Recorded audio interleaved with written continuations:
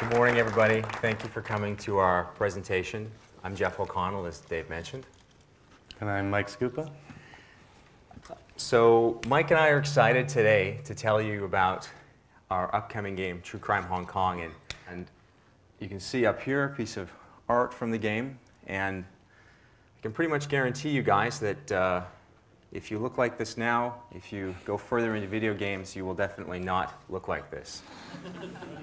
The hours are just too long. So again, this is us, lead producer, design director. So really, I'm going to stop talking pretty soon. And Mike's the guy you want to hear from today. A little bit about UFG, or United Front Games. We opened our doors in October of 2007. Mike and I have been there from day one. We've grown from a very small company, setting up our own desks and going to Future Shop, buying our own equipment, about 20 people to about over 220 now. We have, as you guys see up there, we've had a lot of folks join us from companies around town and from all over the place. And in particular, on True Crime Hong Kong, we have an incredible crew of folks who've built open world games before, including Mike from Rockstar. We've got folks from EA's open world games. We've got folks from Radical and their open world titles. Guys from California worked on the Mercenaries games. We've really tried to build a team that knows how to build these games. And one of the big things when developing this game, because although this is a true crime title, we treated it as if it was a new IP. So in addition to catering it around the core elements of being an undercover cop in Hong Kong, we really wanted to take advantage of the strengths of our team. So we had a lot of people with both open world experience, action experience, and also there was a huge amount of driving expertise on the team. So we wanted to make sure that we would execute on what we were all really good at and just take advantage of that and a lot of the lessons we've learned previously in our careers. So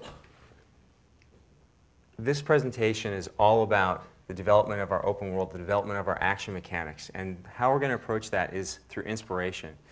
And specifically Hong Kong. Mike and I have been to Hong Kong during the course of the project, along with our executive producer, our writer, our art director, and his team, our audio team. We've spent, in total time, several months in Hong Kong during the development.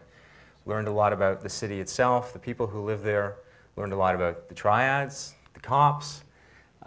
We have learned a lot about Hong Kong cinema, and we're trying to bring that all through in the game. And I think the best way to do that is to show you guys about 20 slides, sort of a quick overview of some of the things that inspired us in the game's development. But because the presentation is already less than 30 minutes, we're going to try to get through the slides as quickly as we can and not make it boring like your family's slideshow of a cruise. So we're going to go through this stuff really fast, and maybe 30, 40 seconds a slide. So, okay, here we go.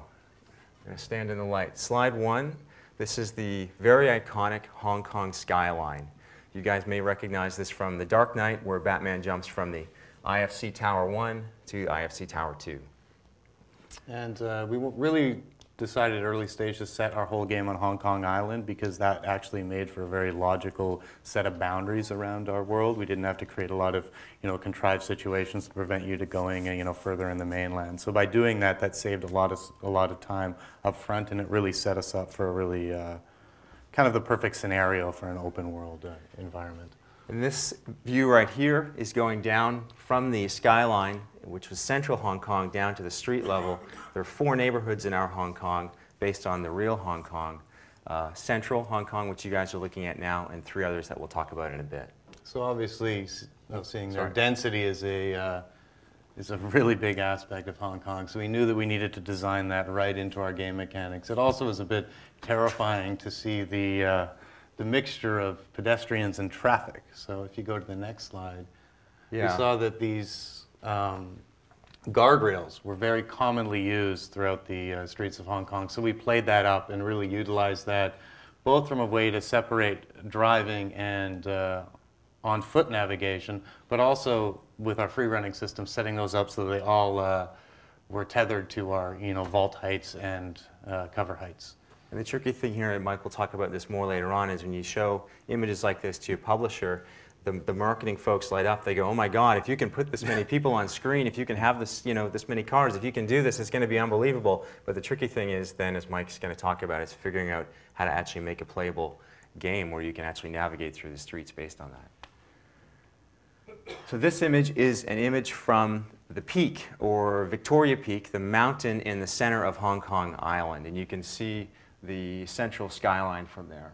And there's myself, Mike, and a few other folks. And an important thing when doing research is to get some people to be your tour guides, people that really understand the location. When we first got there, we spent a lot of time doing touristy things, but we got connected to a guy named Eddie who's in the recording industry, and he introduced us to a lot of interesting places and also a lot of interesting people that we otherwise wouldn't have encountered. That's right. And the important thing, the reason why we did this, as Mike said, is to make sure that when you're not from a place, when you don't know about a place, you're building a game there, you want to make sure that, unless it's purposely trying to be campy, that you know as much about it as possible. So this shot, again, another shot of downtown Hong Kong. One of the challenges here is just with such massive, massive buildings, they cast incredible shadows over the land beneath it, and they present a lot of challenges because of that lighting.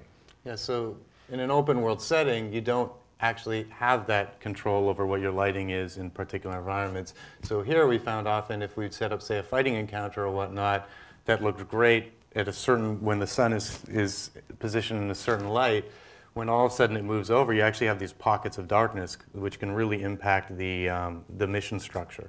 So in a lot of these scenarios, we actually used a lot of these overpasses that you'll see here, that where if we wanted a more scripted moment or a more linear style of gameplay, we could actually utilize the overpasses and the interiors, and then we could control the lighting as we desired.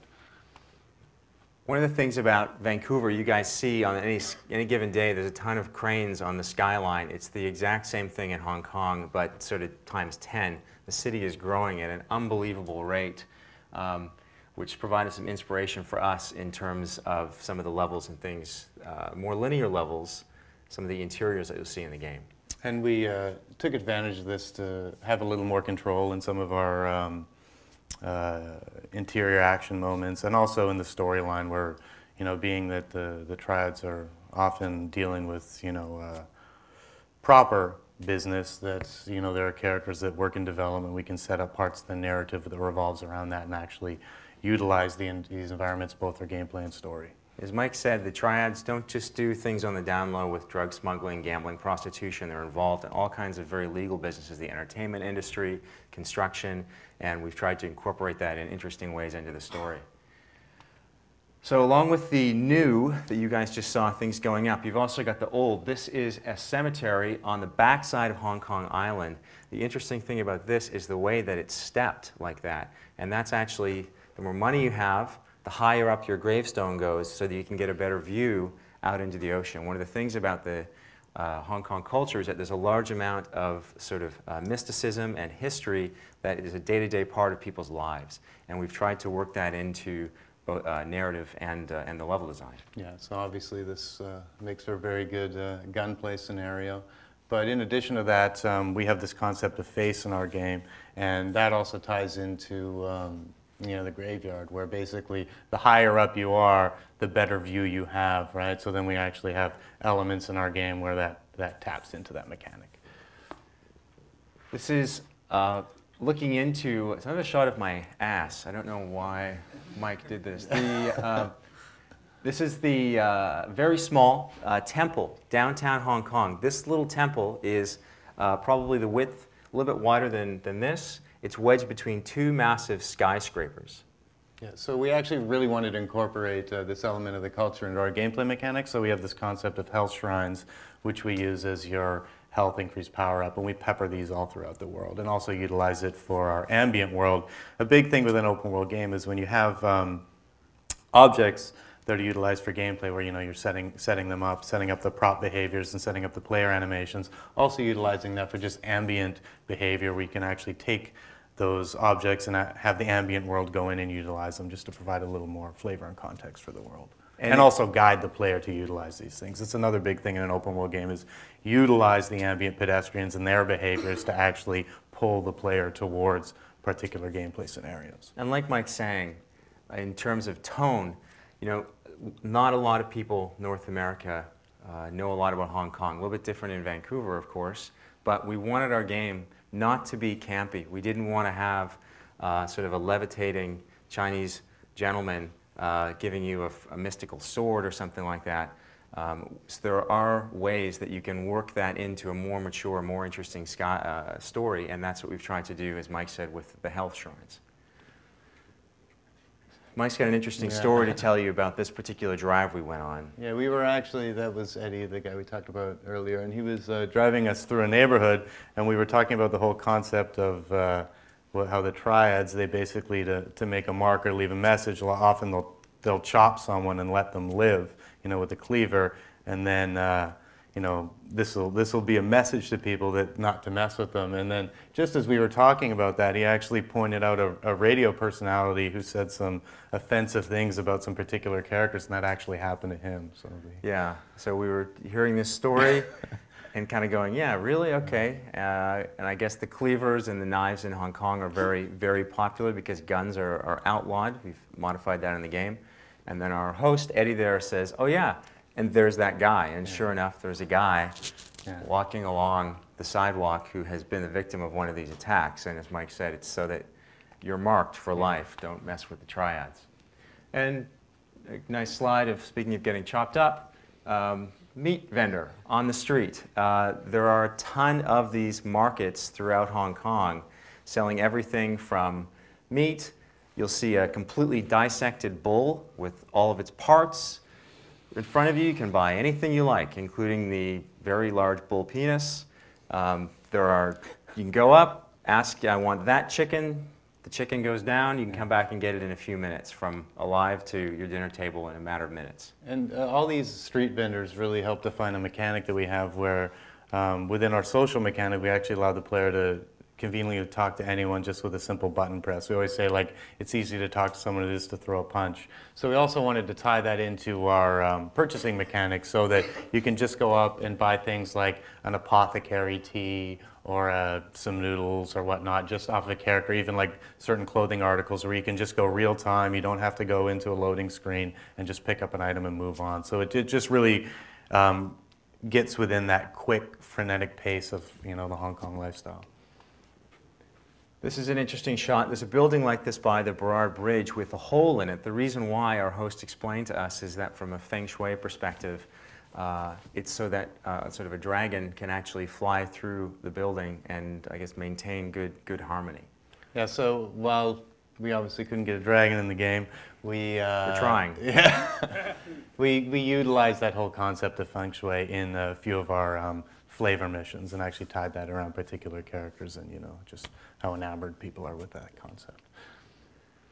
So this is a shot very in contrast to the first shot we showed you, which is one of the most modern skylines in the world. The back side of the island and around the sides of it, there are these unbelievable beaches. It was very hot when we were there and very sunny, and we didn't get to go to the beach, but as you can see, it was very inviting. And also a bit frightening because I think a lot of people, you know, just based on a lot of Hong Kong films, you know, looked at these characters. Everyone wears suits and they're all fully clothed, but Hong Kong is quite hot. So we actually had to modify a lot of the way we designed particular characters and that once we got there, as that just really completely slipped our minds, right? So again, just getting in there and really getting the essence of a culture is so crucial. And for our art team, these guys kind of freaked out when they went to Hong Kong. They realized, okay, they're not just building a metropolis, they have to build foliage, they have to build beaches, they have to build all this kind of stuff that you'd see in an entirely different kind of game. And one really neat thing about that is it allowed us to create experiences in that you typically wouldn't find in a Hong Kong film. So we could do some things that weren't so tired. Another thing, another butt shot. This is from the Happy Valley racetrack in the center of Hong Kong. This is a night we gambled and all lost, actually. Yeah. I think Steven won. I think our executive producer won. I guess that's why he's the executive producer. He bought producer. the wine that time. Yeah. This was actually a tough thing because in the beginning of our game we actually had, like, gambling, especially on the horses, is really big in Hong Kong. And we had a complete story arc and this whole concept of using horse racing and that. But just looking at our budgets and looking at our schedules, we decided to actually remove this from our game because it proved to just be too troublesome from the way we did our streaming world, and also just the concept of making quadrupeds. So sometimes, even though you may want something, you really have to compare it to your schedule and only do those things, those big things that you can actually reuse in more than one situation. One of the things that we liked in Hong Kong and did manage to incorporate into the game is the very famous and iconic Star Ferry, which you guys see here on a nighttime trip.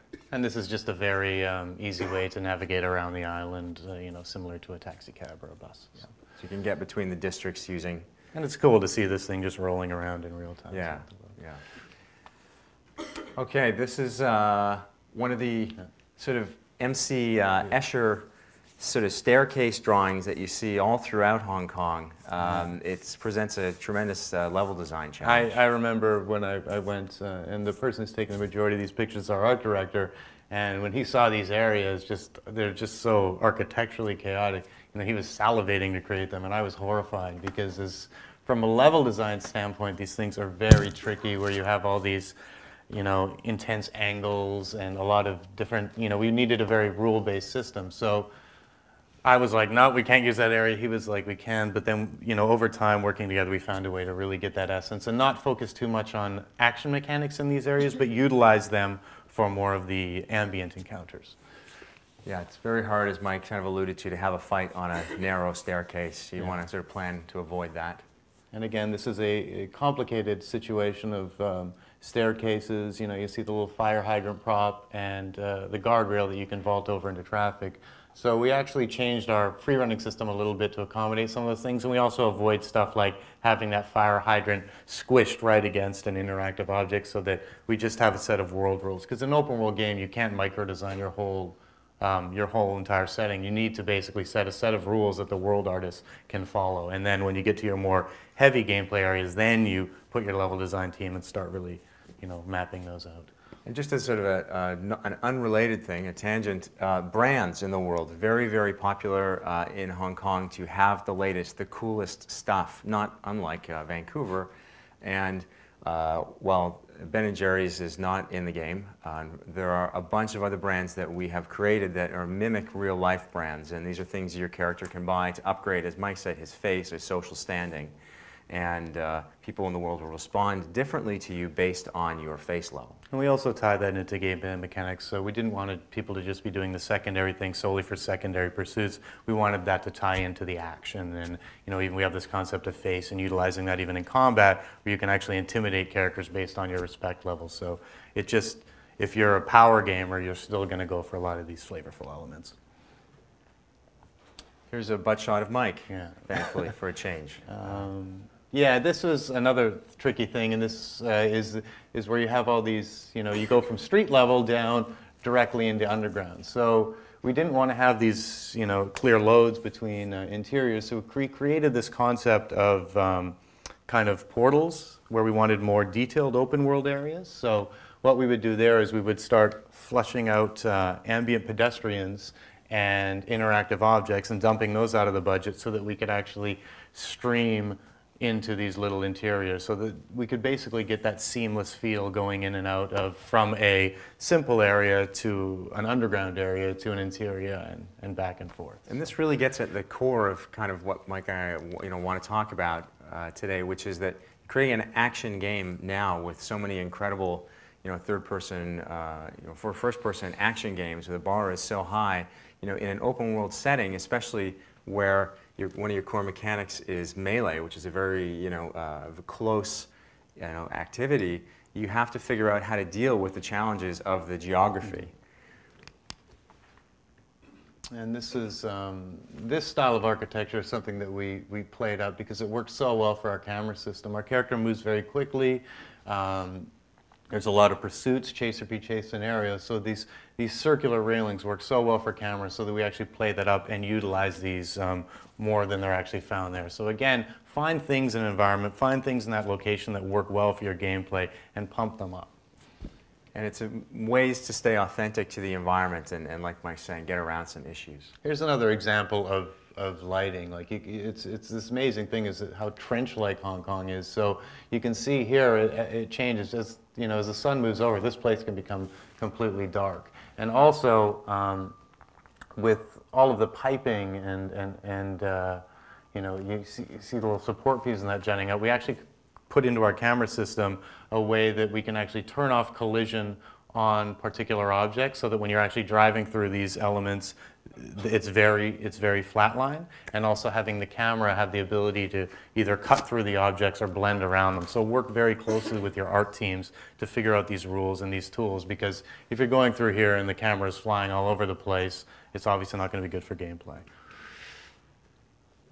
And one of the big mechanics in the game is the ability to free run. We've got a very mobile hero, as Mike said, and with such a detailed world, you have to find ways to restrict that movement. Yeah, because you know, and obviously we can't have barbed wire anywhere, so we did a lot of research on just finding things that we could cap our free running areas, like these things, or garden spikes and whatnot, just so that we could, you know, instead of orchestrating all these complicated overheads or that, we could just add these little elements there on top of fences and that, when we don't want the player to go into a zone that's undesired. That's right. And the reason why we spend a lot of time with this is our hero, unlike a superhero character or, let's say, a certain medieval assassin, this guy is an undercover cop, so he's more ground-based, right? You guys think about all the cop chases, you know, going as far back as movies like Point Break, and then Chase like in the Bourne films, where the character is more on the ground or on low rooftops, and try to find a way to make that kind of experience very visceral and very exciting.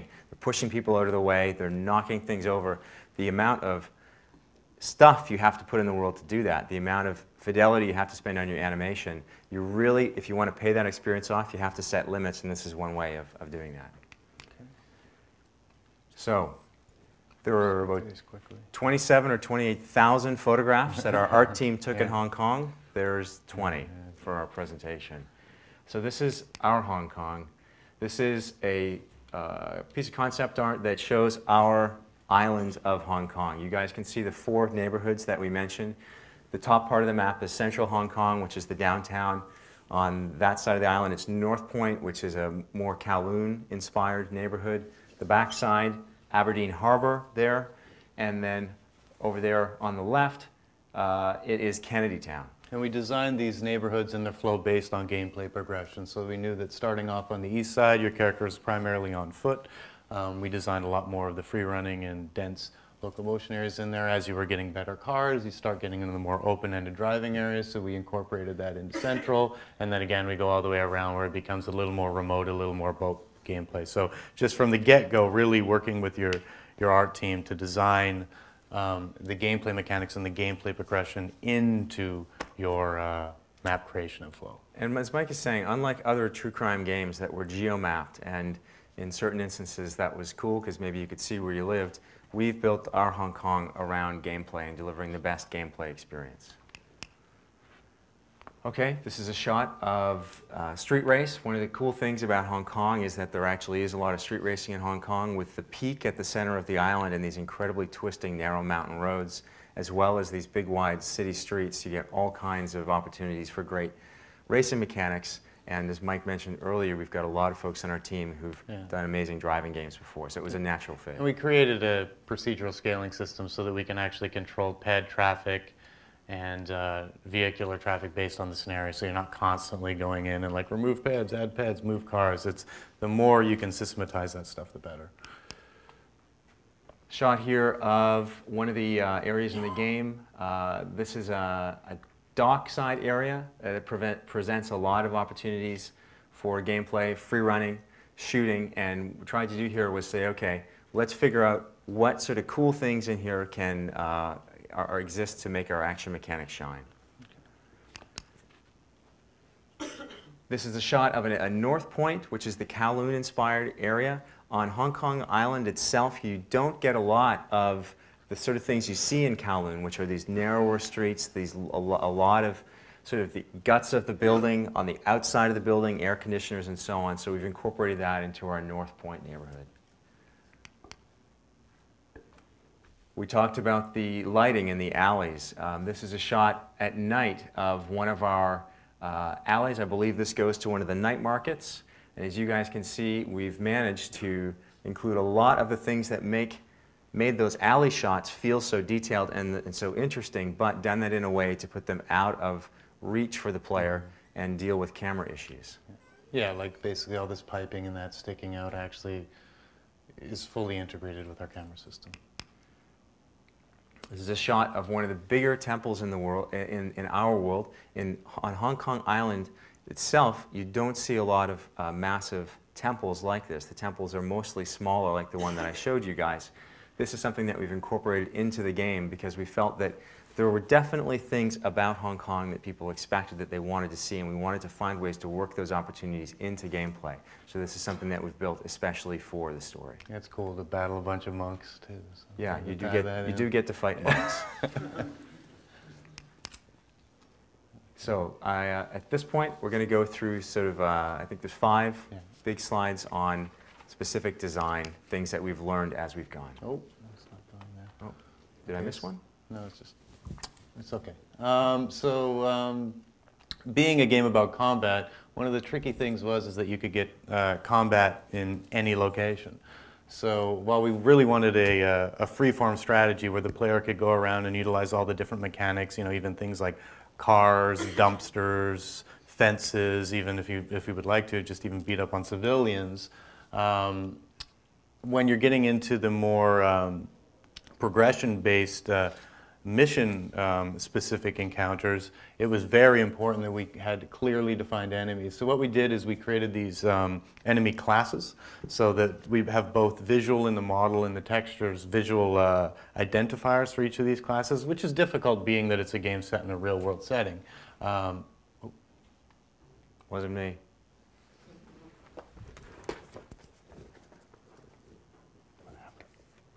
Okay. There we go. And we also use some basic Hud Based Iconography as well. So we created these charts that basically said whenever the player was performing a certain animation state or a certain action state and the enemy was performing a certain action state, what was the cause and effect. So this is very helpful for both the animators and our QA departments and whatnot for scaling the scenarios. And obviously, sandbox environments were a huge element here. So we had this concept of a scalable resource management where when we're not in a heavy ambient world, we can put more things like objects that can electrocute characters, table saws, interactive objects that have a lot of spectacular moments and effects while still running at a high frame rate. As Jeff said earlier, with our free running system, especially when we started a few years ago, a lot of parkour was a big buzzword in that back then. But being that our character, wasn't French and he was a cop, we really wanted to focus more on those kind of, police-style chases. So it was very key to us to set up those metrics up front. So figuring out what were the players' jump heights, what were our, like as you can see here, we actually use a program called Poser where the game designers will actually go in and pose out all of the characters' core animations. And then this allows the animators to actually go in and get all of that raw gameplay data. And it also allows the designer as well to just kind of visualize what he's working on and see these things and get all of those metrics and gameplay components out there ahead of time. And, sorry, I just wanted to jump in and say, as a producer, you've got these incredibly detailed worlds. The art director is salivating, going, "Oh my God, I want all of the details, and I want all the pipes, and I want all the cables, and I want everything." And then you've got the designers going, "Oh my God, how am I going to make that work? One of the core mechanics is fighting. I need space for that movement. We've got a very fast character. You can't block him in." And one of the things that Mike and his team did a fantastic job at through the game's development is setting up these rules around enemy classes, as Mike mentioned, or around the free running rules, and making that very clear for everybody. So as we develop the game, we could stay on track. Yeah. And the more you can nail those down up front, the less iteration and frustration you're going to get further in development. Being a living world game, again, we had this concept of scalable level design. So while we have these intense free running chases in there, those things often also get in the way of ambient routes and that. So we build these things up and build them separate. Where down here you'll have an alleyway and a transit route where ambient peds will walk through and go about their business. But up top you'll have a very highly detailed free running route created by a gameplay level designer, and the two are basically transparent to each other. We also created a procedural camera system. Since it is a 360-degree game, we couldn't, and we wanted it to be cinematic, we couldn't use scripted cameras. So basically we tied our whole camera system into our animation states of the character. So if he's being chased by people, it kicks into a different set of attributes. If he's in a combat encounter, it kicks into a different set of attributes. And then we also like pull in and modify the FOV based on different animation states just to make it cinematic without having the player having to deal with it. And then also with density, since Hong Kong was so dense, we incorporated that crowd navigation into our gameplay systems. And since the crowds are analog, we made our gameplay analog. So we based it more on a football game than traditional action mechanics. And one of the pieces up there in the top right is our social system, or being able to communicate with characters. Hong Kong is a very interesting place. There's a lot of great characters who we met over there. And as Mike mentioned earlier, it's easy in our game to talk to a lot of these people as it is to kind of throw a punch. So we've developed that system around a lot of the people who we met there. And being a game that's primary twitch component is melee combat, the whole concept of guns was very difficult because, once you get a hold of a lot of assault weaponry, it's pretty hard to make a kick more devastating. So we basically treated guns as power-ups. We actually scrapped inventory altogether, and so basically we bring out guns. I mean, obviously you can strip a gun off a police officer at any time, but we set these up so that we can actually blend melee-based combat and our gunplay together. And another big mantra in the team was no mode. So, for instance, if your character is unarmed, you can run up, jump over a fence, automatically disarm an enemy, utilize that. We have a contextual slow-mo system. We didn't want to deal with any sort of meters or anything like that being an open-world game. And then we can really control those situations, but also give the player the freedom that he desires in an open-world context. It's all about making the player feel like they can be that Hong Kong action hero, who, as Mike says, freedom to move all around the world and do gunplay and melee very easily. Okay. And being that Hong Kong had this, unique driving environment, we actually took advantage of that and ditched the whole concept of a grid in our neighborhoods.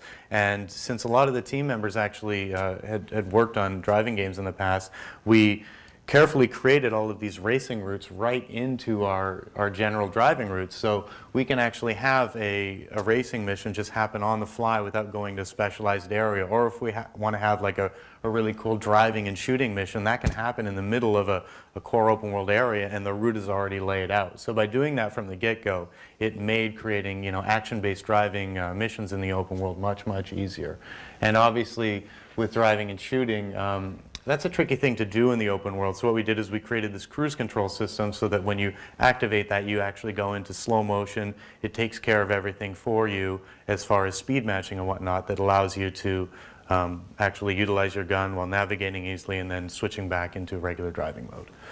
And the thing with this in particular is that it's an example of wanting to do something on the design side, like Mike said, design these race routes right into the road, but then realizing, okay, the roads are going to be kind of windy in a lot of places, so you have to work closely with the art team to make sure that you're putting enough landmarks in there so that people actually know where they are.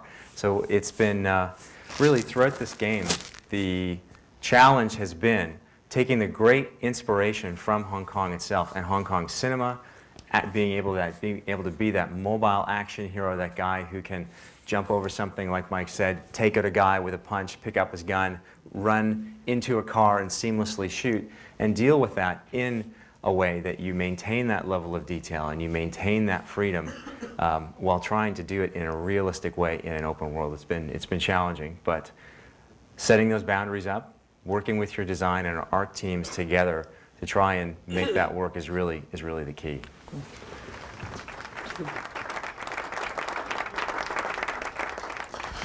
Yeah, I was just wondering, in the city of Hong Kong, how did you approach travel time and make it as exciting as the rest of the mechanics of the game? I think, one of the things we said early on is no Sunday driving, because we wanted to make that driving experience very fun and action-packed, even when you are driving in the ambient world. And I think a big part of that is what we just talked about earlier, which is driving those, planning those race routes and those key gameplay routes right into our driving sections, so that your character. And also, I think another big thing is intelligent mission start and end points. You know, don't be very careful where a mission starts and where a mission ends, so that you're not actually, don't send me to one side of the island and then have the next mission start back where I began. You know, chain the player around while also keeping it feel open-ended, but you can also guide them there with your gameplay progression. So, I think giving the player, thank you. I think giving the player options as well.